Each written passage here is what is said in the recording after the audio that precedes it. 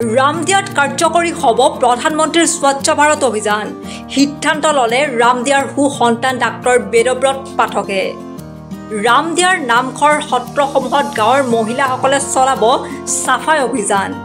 পৰিষ্কাৰ পৰিচ্ছন্ন হৈ থাকিব সত্ৰ নগৰীৰ ৰামদিয়াৰ বঙালতোলা তালুকদাৰ ছুপাৰ 10 নং ৱাৰ্ডৰ 124 নং বুথত 27 জুলাই তাৰিখে প্ৰধানমন্ত্ৰী নৰেন্দ্ৰ মোদীৰ মন কী বাত কাৰ্যসূচী অনুষ্ঠিত হয়। ৰামদিয়াত প্ৰধানমন্ত্ৰীৰ মন কী বাত শ্ৰৱণৰ পাছতেই ৰামদিয়াৰ নামঘৰ সত্ৰসমূহত চাফাই অভিযান চলোৱাৰ সিদ্ধান্ত ল'লে বিজেপি মেডিকেল কোষৰ সহ আহ্বায়ক ডাক্তৰ বেদব্ৰত পাঠকে লগতে সহযোগ কৰিব গাঁৱৰ মহিলাসকলে লগতে প্ৰধানমন্ত্ৰীৰ ৰেডিঅ'যোগে সম্প্ৰচাৰিত মন কী বাতত উল্লেখিত মৎস্য পালনেৰে স্বাৱলম্বী হোৱাৰ সপোন কাজিৰঙা ৰাষ্ট্ৰীয় উদ্যানৰ পশু পক্ষীৰ সংৰক্ষণ মহিলা সবলীকৰণ আদি দিশসমূহৰ বাস্তৱ দিশত কাৰ্যকৰী কৰাৰ গুৰুত্ব প্ৰদানৰ ওপৰত মন্তব্য কৰে চিকিৎসক ডাক্তৰ বেদব্ৰত পাঠকে আনফালে অসমৰ মুখ্যমন্ত্ৰীয়ে চৰকাৰী ভূমি বেদখলমুক্ত কৰাৰ বাবে চলোৱা উচ্ছেদ অভিযানকো সমৰ্থন জনাই ডাক্তৰ বেদব্ৰত পাঠকে লগতে সাংসদ ৰত্ন সন্মানেৰে সন্মানিত সাংসদ দিলীপ শইকীয়াকো শুভেচ্ছা জনাই ৰামদিয়াৰ সন্তান ডাক্তৰ বেদব্ৰত পাঠকে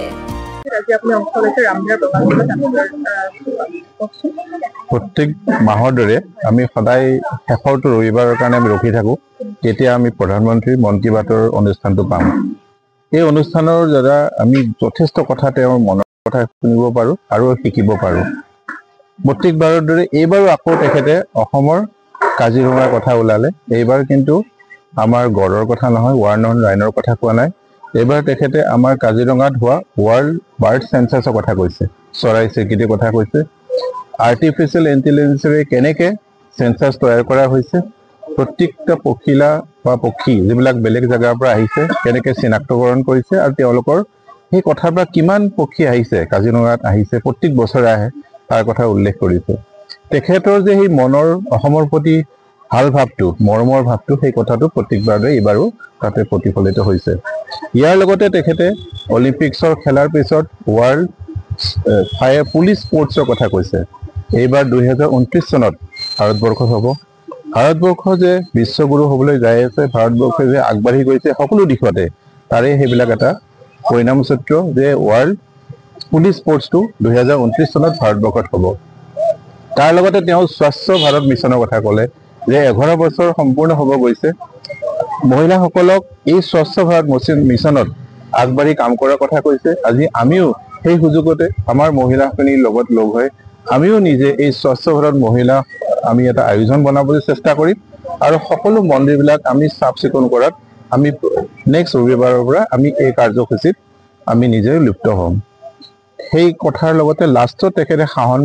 মাহৰ কথা কৈছে এই পবিত্ৰ মাহটোৰ কথা কৈছে নিয়মবিলাক ভালকৈ পালন কৰাৰ কথা কৈছে আৰু সকলোৰ যাতে সুমংগল হয় তাৰে সেইখিনি কথা কৈ সামৰণি মাৰিছে আৰু এই কথাখিনিৰ পৰা আমি বহুতো নতুন কথা শিকিব পাৰিছোঁ যেনেকৈ ঝাৰখণ্ডত মাওবাদী জেগাত য'ত সন্ত্ৰাসৰ পৰিস্থিতি আছিলে সেই পৰিস্থিতিৰ জেগাত এতিয়া যুৱকসকলে মাছৰ ব্যৱসায় কৰি সেই জেগাবিলাক আগবাঢ়ি আহিছে আমাৰ কাৰণে এইবিলাক এটা খুব ডাঙৰ কথা শিকিব পাৰা আমি আমাৰ যুৱকসকলৰ কথা পাতিছোঁ ৰাইজৰ সকলৰ কথা পাতিছোঁ আমিও তেনেকৈ কিছুমান কাম কৰি আমাৰ জেগাখন যাতে উন্নতিৰ পথত যায় তাৰে আমি চেষ্টা কৰিম গতিকে আমি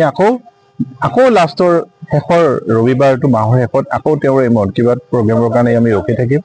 আমি বহুতো কথা শিকিব পাৰিম এইবাৰো যথেষ্ট কথা শিকিব পাৰিছোঁ আমি সেই তেওঁৰ কথা শুনি আমি অনুপ্ৰাণিত হৈ আমি সমাজখনক কেনেকৈ আগবঢ়াই লৈ যাওঁ তাৰে কথা চিন্তা কৰিছোঁ ইয়াৰ লগতে আৰু অসমবাসীৰ লগতে আমি সকলোৱে